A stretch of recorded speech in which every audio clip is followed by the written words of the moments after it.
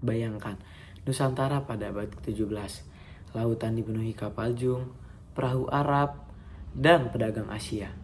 Di tengah kesibukan pelabuhan tersebut, berdirilah suatu kerajaan.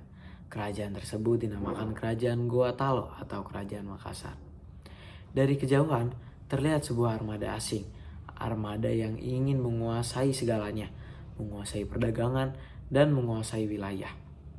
Namun, ada suatu kerajaan yang berani berkata tidak. Kami bukan bangsa yang bisa dijajah. Perkenalkan, nama saya Carlo Giovanni Marbun dan pada kesempatan kali ini saya akan menceritakan sebuah kisah perlawanan dari suatu kerajaan Goa Talo yang berani menentang akan kehadiran VOC.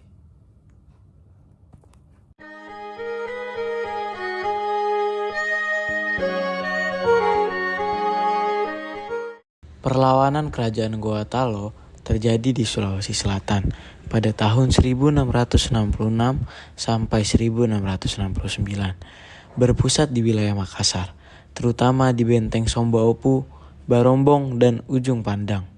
Kisah perlawanan ini tidak lepas dari 3 tokoh penting. Yang pertama ada Sultan Hasanuddin. Dikenal sebagai ayam jantan dari timur, ia bijaksana, berani dan menolak campur tangan VOC dalam urusan Makassar. Beliau ingin mempertahankan perdagangan bebas, kekayaan kerajaan, dan martabat bangsanya. Kedua, Cornelis Spelman, seorang komandan militer dari perusahaan dagang VOC. Spelman bertekad menjadikan Makassar sebagai daerah monopoli VOC. Ia dikenal memiliki strategi licik, termasuk adu domba antar kerajaan. Yang ketiga, Arung Palaka, Pangeran Bone yang pernah ditindas oleh kerajaan Goa saat konflik lama. Memiliki dendam politik, VOC memanfaatkannya sebagai sekutu untuk melemahkan kerajaan Goa dari daratan. VOC datang ke kerajaan Goa dengan satu tujuan jelas, yaitu menguasai seluruh perdagangan rempah yang ada. Namun, di Makassar VOC menghadapi kendala besar. Kerajaan Goa menerapkan sistem perdagangan bebas. Siapapun boleh berdagang di pelabuhan ini, termasuk pedagang Portugis yang merupakan saingan berat VOC. VOC menuduh kerajaan Goa melanggar perjanjian lama dan dianggap terlalu dekat dengan Portugis. Padahal, kerajaan Goa hanya ingin rakyatnya mendapatkan keuntungan maksimal. VOC pun melakukan berbagai cara seperti melakukan tekanan diplomatik, memprovokasi kerajaan-kerajaan kecil, memanfaatkan Arung Palaka yang masih menyimpan dendam, hingga merencanakan operasi militer besar. Sultan Hasanuddin tahu bahwa VOC bukan sekedar pedagang, mereka adalah penjajah. Karena itu, kerajaan Goa memilih untuk menjaga kedaulatan. Pada tahun 1666, VOC mengirim armada besar ke Makassar. Setibanya di sana, VOC memulai menyerang wilayah pesisir dan pelabuhan. Pertempuran terjadi di Barombong, Pantai Ujung Padang, dan benteng-benteng kecil di sepanjang pantai. Kerajaan Goa memiliki banyak benteng yang saling terhubung, dengan benteng Sombaopu sebagai pusat pertahanan terbesar.